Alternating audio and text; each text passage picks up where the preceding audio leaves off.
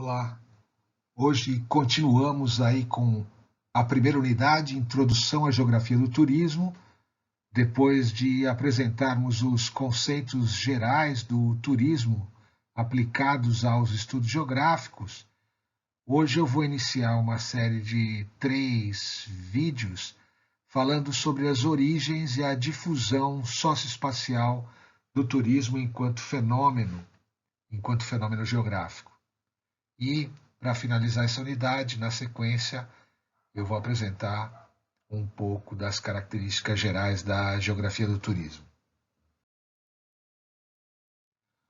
O turismo nasce aristocrático, ele tem raízes aristocráticas. As raízes aristocráticas do turismo nós identificamos ali, de acordo com Canafu e Stock, que o turismo nasceu na Europa Ocidental da Revolução Industrial de uma dupla filiação do veraneio aristocrático e da prática também aristocrática do tour, ou Grand Tour, a volta, um tipo de percurso iniciático pelo continente europeu que foi rapidamente codificado pelos guias de viagem. Essa estabilidade do veraneio e a itinerância do tour caracterizavam essas práticas originais que encontram similitudes com práticas atuais, como passar a semana num resort ou viajar por etapas, respectivamente. Entretanto, lembram Canafu e Stocks, se trata de uma similaridade relativa na medida em que a sociedade que produz as práticas turísticas atuais não tem mais nada a ver com aquela que inventou o turismo aristocrático. Nós vemos na figura à direita aí um jovem aristocrática típico, Francis Basset, que foi retratado aí por Battoni, quando fazia o giro do Grand Tour. Nos séculos XIX, XVIII e XIX, era comum para as famílias britânicas ricas enviar seu filho e herdeiro em uma viagem pela Europa continental, uma viagem planejada para apresentar arte, história e cultura da Itália ao jovem herdeiro. O sistema educacional britânico baseava-se na literatura e na filosofia latina e grega, ou seja, uma pessoa educada aprendia os clássicos desde muito cedo. Embora os Grand turistas, originais fossem em sua maioria homens, algumas famílias enviaram suas filhas para o continente também.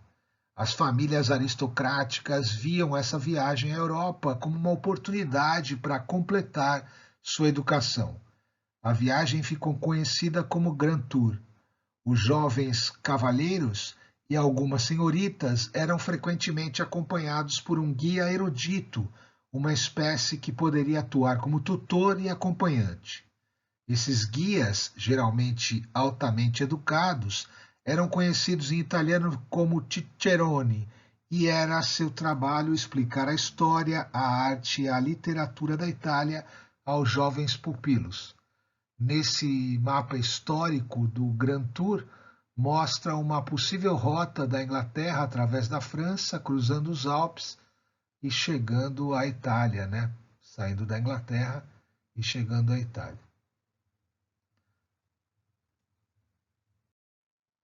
O Grand Tour foi muito importante para a difusão do turismo. No fim do século XVII, o Grand Tour se apresenta como uma instituição consolidada para os filhos da aristocracia e dos proprietários de terras. E no século XVIII, se torna um hábito também para os profissionais da burguesia em ascensão. Segundo Cassol, a viagem, não ainda o turismo, se desenvolveu no século XVIII durante o pré-romantismo e o romantismo, com os viajantes partindo em busca de paisagens e monumentos. O romantismo foi uma grande época de viagens que tornou Veneza, os Alpes e muitos outros lugares legendários graças a anos de peregrinação e às diversas aventuras amorosas de poetas, mulheres, célebres e músicos. À direita, nós vemos aqui uma pintura, O Caminhante sobre o Mar de Névoa, de Caspar David Friedrich, e nós entendemos que a pintura encarna a essência dos princípios da estética romântica da paisagem, mostrando uma figura solitária confrontando a natureza em reverência. Em primeiro plano, vemos a silhueta escura de um promontório rochoso, onde um viajante olha sobre denso nevoeiro e pináculos de rocha do vale para as montanhas e picos distantes. O trecho cênico é dominado pelo espaço profundo de uma vista, levando a querer saber o que está além. Essa aí está a ideia do romantismo nesse contexto do Grand Tour. As descrições dos lugares por Grand Turistas também foi muito importante para a difusão das viagens, para a difusão dessa prática cultural aristocrática ter sido difundida culturalmente para as outras classes sociais, como em primeiro momento se fez com a burguesia. Então, a descrição de um lugar por parte de um viajante que, ao retornar ao seu país, escrevia um relato e consagrava assim a reputação de um lugar, tornou-se um processo clássico de descoberta no século XIX. Bem antes disso, nós podemos dizer aí, citar o exemplo do jornal de viagem, o Journaux de Voyage de Montaigne, que empreendeu uma viagem à Itália em 1581, que foi descoberto em 1774, e sua divulgação tornou a Itália um grande destino cultural. Do mesmo modo, Goethe, que também realizou uma viagem à Itália entre 1786 e 1788, em uma carta escrita em Roma, 3 meses depois de ter iniciado sua jornada, declara: nada há de fato que se compare à nova vida que a contemplação de uma terra estranha descortina ao homem afeito à reflexão.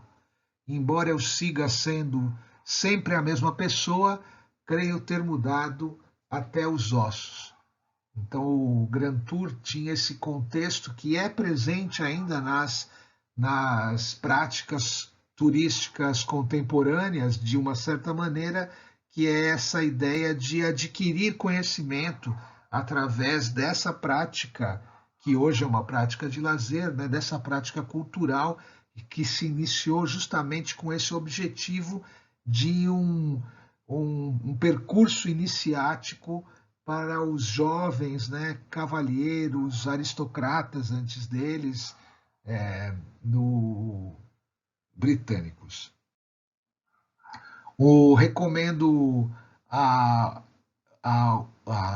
esse site, History of the Grand Tour, que vocês podem encontrar aí bem mais detalhados um pouco da história dessa prática cultural aristocrática que foi aí difundida para a burguesia e depois para todas as classes, como nós vamos ver nas sequências das próximas aulas.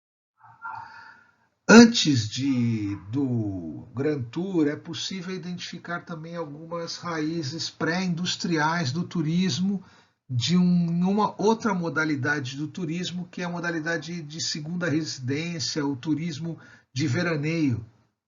Então, nós vemos aqui à esquerda a imagem de uma casa de campo Cordellina Lombardi, que foi construída no século XVIII, na região do Vêneto, na Itália, e é possível identificar essas raízes pré-industriais nas práticas de viagem ao campo, que era visto já como um lugar de repouso e refrigério, que eram realizados por cidadãos, né, citadinos, indivíduos que viviam nas cidades já no século XII, como informou aí o Kate Thomas.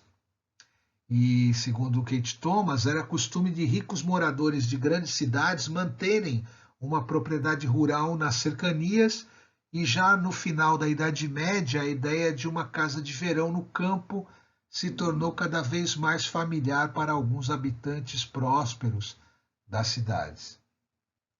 E foi na Itália renascentista, onde a vida urbana se desenvolveu primeiro, que nasceu o gosto pela vilegiatura, o retiro para uma elegante vila campestre durante a estação de verão. Aqui nós observamos aí na imagem à esquerda alguns alcacerenses ricos iam em vilegiatura marítima a Setúbal, né, em Portugal. Então aqui é interessante a gente chamar a atenção desse impulso propulsor da aristocracia pré-industrial e que nessa dupla filiação do percurso iniciático do Grand Tour e desse veraneio aristocrático, né? Como disse Gemini, por todo o século XIX, o desenvolvimento do turismo se caracterizou por um impulso propulsor da aristocracia decadente, bem como pelo comportamento imitativo da burguesia do capitalismo industrial que era nascente. De acordo com Gemini, até o último quartel do século XIX, os turistas eram os proprietários de terra e os capitalistas que seguiam o modelo do século XVIII, ou seja, viagens com disponibilidade praticamente ilimitada de tempo, como fazia a aristocracia. As estadias de inverno aconteciam em cidades mediterrâneas, estadias de verão em estações termais e balneárias, períodos de férias nas montanhas, mais breves para um número menor de turistas aventurosos, bem como residências rurais para os proprietários de terra que se dedicavam à caça e à recuperação de uma vida de castelo. A origem da palavra turismo está muito provavelmente ligada ao Grand Tour britânico, pois, segundo Moesch, a raiz tour de tourism aparece documentada em 1760 na Inglaterra e tem origem nas palavras latinas tornus, como substantivo, e tornare, como verbo, sugerindo-nos a ideia de giro, de viajar circular, de volta ao ponto de partida. De acordo com Moesch, a primeira utilização da palavra tour como título em uma obra sobre viagens foi também em Londres, em 1810, no livro de Henry Swinburne, Pictures Tour Span, que nós vemos à direita aqui, duas capas. Aí mesmo, na raiz do turismo, o desejo de formação cultural e de status já conferia uma produção estética ao turismo. Como afirma Boyer, ao retornar do Grand Tour, o jovem inglês era considerado um cavalheiro, um gentleman, um tipo de indivíduo que tinha a reputação de ser cosmopolita e desprovido de preconceitos. A origem da palavra turista, de acordo com Scattarreggia, chama atenção para o fato de que na primeira metade do século XIX, a palavra turista, não se referia aos seguidores do nascente fenômeno turístico, mas sim aos Grand Touristes, aos seguidores do Grand Tour. Somente a partir dos anos 1850 é que o substantivo em inglês tourist não indicava mais um aristocrático, um cavalheiro em viagem, começando a se referir a quem viaja por diversão. Essa é a ideia talvez seja o marco, né? A metade do século XIX, como um momento de nascimento do turismo enquanto prática cultural socioeconômica como nós conhecemos hoje, para aqueles que viajam por diversão, sem o caráter do tour. Segundo Losato Giotard, a edição de 1899 do dicionário Litre definia turismo como uma viagem, um far niente, um desejo de curiosidade, isso na virada do século XX. Nessas três imagens, nessas pequenas representações do mundo, nós vemos os lugares turísticos antes de 1800, nessa primeira representação, restritos à Europa, às Canárias e a uma pequena parte do norte da África e aos Estados Unidos. De 1800 a 1849, na primeira metade do século XIX, nós observamos aí que o turismo já se expandia ao norte, também para o Canadá, para o sul, para a Flórida, e nós vemos aqui que se expande também para outras áreas do Egito, para a Índia, né, algumas áreas ali, provavelmente das áreas mais elevadas da Terra, aqui Tibete, na Ásia, Sudeste Asiático, e aqui nessa última imagem de 1850, na segunda metade do século XIX, o turismo já se expandindo por toda a América do Norte, né? Na América do Norte, inclusive o México, o Caribe, Cuba, e também na América do Sul, Chile, Brasil, Uruguai, Argentina. Também se expande de maneira importante na Península Ibérica, que era bem pouco explorada nas décadas anteriores, né? Se expande cada vez mais, inclusive para a Austrália, Nova Zelândia, Tasmânia, né? A Península, o Sudeste Asiático e assim por diante. Na próxima aula, nós vamos nos debruçar um pouco sobre essa primeira fase de difusão cultural do turismo, do século XVIII ao início do século XX, com destaque para a invenção dos lugares turísticos, ao papel da Revolução Industrial e à origem do excursionismo de massa.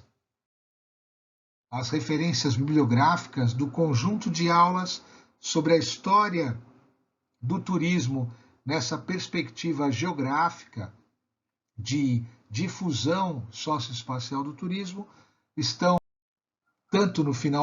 aqui no final do vídeo, e eu vou deixar também na